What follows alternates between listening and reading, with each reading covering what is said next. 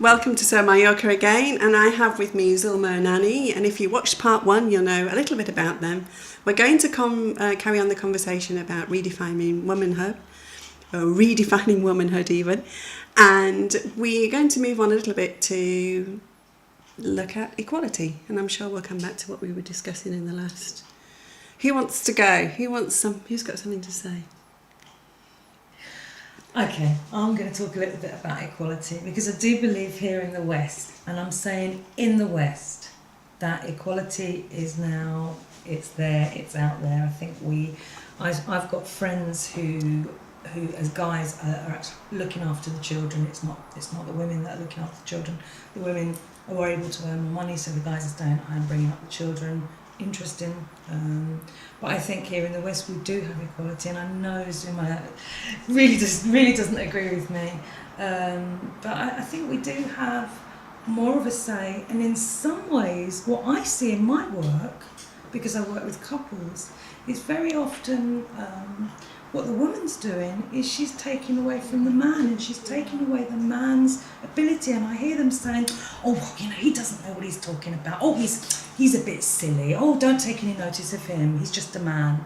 And I just say, but if you... And then on the other hand, they're saying to me, yeah, but I want my man to be manly, and I want my man to be a man. Well, then let him be a man. Stop taking over his role. Stop trying to be the man. Why don't you try to live within your femininity and let men live within their masculinity?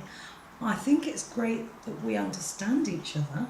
I think it's great that men understand our femininity, and I think it's great that women understand our men's masculinity. But I do think within this equality, I think we're kind of there in the West. The West. Well, I think perhaps the problem would be in our definition. It's good that we have the topic redefining womanhood. In the definition that we have, not just in words, but in our own behavior, in our own psyches, as to what being a man is and what being a woman is. Now, Annie, I agree with you completely. I think the victims of our present society are not women, it is men. They are the ones who are losing at this point in time. They don't know who they are. They don't know where they're going. Women are becoming a lot more expressive or manifesting. Okay, but this is not a problem that can be solved by reinforcing our support for men. At this point, if we become aware of what and who we are, and again, I'm not arguing for a campaign in doing, in becoming the presidents of the world or whatever it is, or taking over in charge, the charge of the world, and abandoning what are our basic duties, which is the future and the children and the education, etc. But it is to have an introspective vision of how our minds are working and how it's directing our minds, are directing our energies, and they always direct it into belonging. There's so many fixed ideas. Now, it is not something I can tell you in a few minutes. It's just look at some of the fixed ideas. Just give us an idea of. One of the fixed ideas that is not in words is I do not exist without somebody defining me from the outside. Now we are empty, hollow energy vortices that we're constantly generating. Our genital organs are built that way, and we are basically, energetically, this is how we function in the world, which is different from the male, the constitution, energetically. So we're constantly looking to be defined by what, tell me you love me, which is a classic. I mean, we may not do that anymore, but it is the classic sentence, attributed to women. Did you like my food? And receiving a form from the outside to which we have to comply. Now, this is perhaps the very basic thought form that is ruling us. And because of this, we are prone to just accommodate ourselves to everything that comes from the outside. Now, I think many of the women, and we had just a little discussion, a point that we said off camera about, I said, but very many male women are in charge today because they've borrowed that model and they're doing it, and they're doing a really good job. Of course, their female intuition comes very much into it, and they're bringing in new things, but at the same time, it's a pity because I am for femininity. If we can discover what that spirit is, or let's say if we can rediscover it in each woman, and we can get behind it, but it is not concrete, Kay. It is a feeling experience. And this is what I would, but in order to get there, we need to get rid of these thoughts of poor men, we need to support them, we are in a balance. We're not. We're never not. will The be. things are going from bad to worse. I always look at it. I always look at it in relation to the Zen sign of yin and yang. Mhm, You know, yeah. whenever we talk about this, it's the vision that comes into my mind.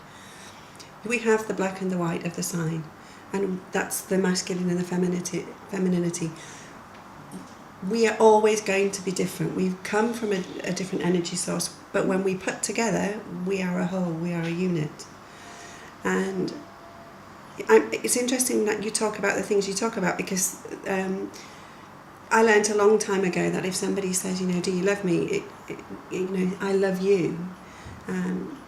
The natural response is to say, I love you too. I love you too. And I learned a long time ago to say thank you instead, because it was a gift given to me, and by saying I love you too, I'm destroying the gift. That's true. So there's lots of things you can do in a different manner. I look at my life and I'm surrounded by men. You know, I have two boys. I have 3 boys, because I always call my husband a boy as well. We do behave differently, but we don't behave in anything other than a balanced format to me. You know, we complement each other. We are neither better or worse, we are just the same. We are neither black or white, we are just the same. We Can I come come in together. there? Yeah, go on. Can I come in there? It's just, first of all, the concept of the yin and yang, as it was originated. Now, I know it has come down to us in a different interpretation, but as it originated in Taoism, is not meant to divide men and women as complementary parts. No. Of course No, not. okay. Each of us has a full yin yang, Inside as well.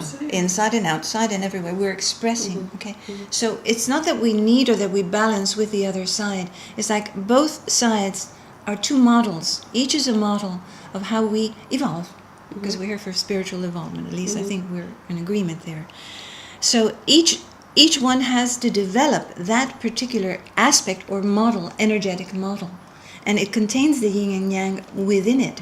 So what the trap we get into, Kay, is that when we believe that women are yin and men are yang, we criticize women for anything yang that they have, or we criticize men for being too yin. And we need to change and broaden our understanding of individuality, and if we can see the individuality, the balance will come. And therefore, the individuality is a really good word, because it's individuality from both sides. Yes. It's both male and female who need to work on this. Yeah.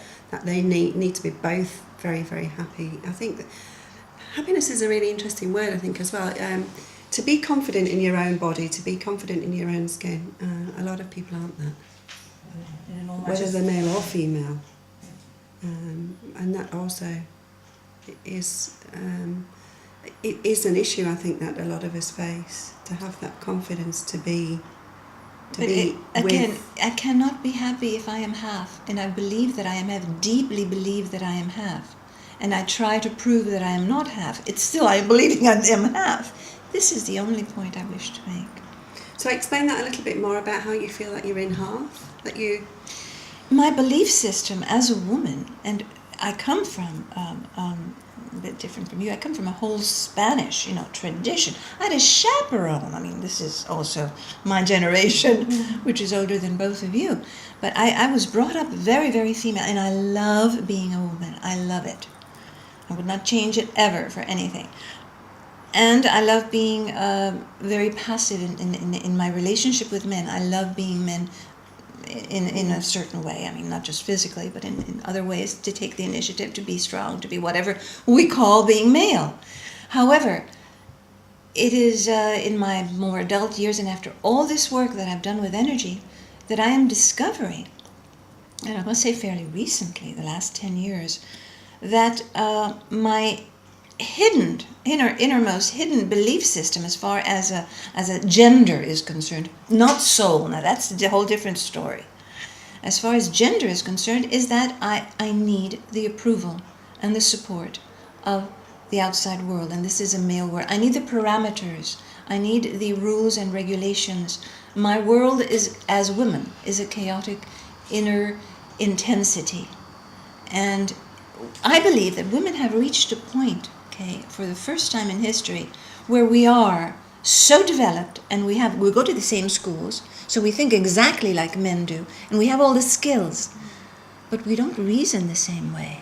Because we're not men. We're not men, exactly. But we're never going to be men. We Okay. don't want to be. I don't think women want to be men. I think we want Right. to. We want to. Maybe what you're saying, and maybe the bit I do agree with, is that we do need to learn to live maybe more in harmony with each other. I think we need to be ourselves. We need to learn to be ourselves. Then the harmony will come naturally, But not who's to say- forced. So what I'm concerned about is we're talking about how you define, how you feel, and how you're defining yourself with your life experiences. But not all women have had the same kind of life experience, having been brought up in a different time, a different era. I don't feel empty without a man. I feel me. Well, we're going to have to carry on this conversation in part 3. So please come back, and thank you for visiting So Mallorca.